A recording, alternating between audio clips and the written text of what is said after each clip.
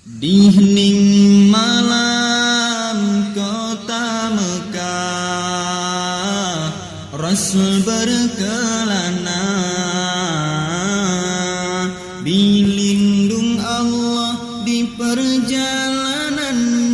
Di situ sejarah hijrah Rasulullah bermula menuju kota Madinah yang menjanjikan sebuah kemenangan.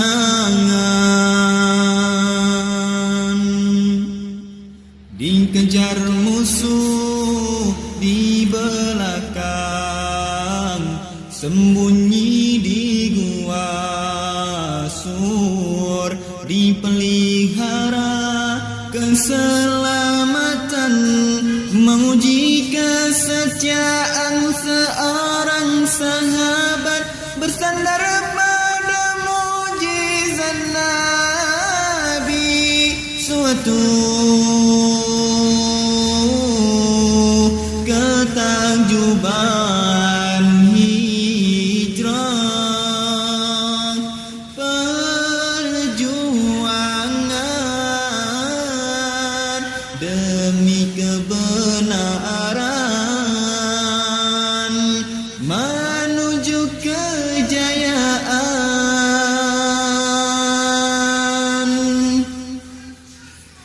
Di hening malam kota Mekah, Rasul berkelana,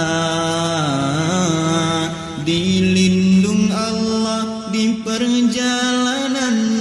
Di situ sejarah hijrah Rasulullah bermula menuju kota Madinah yang menjanjikan sebuah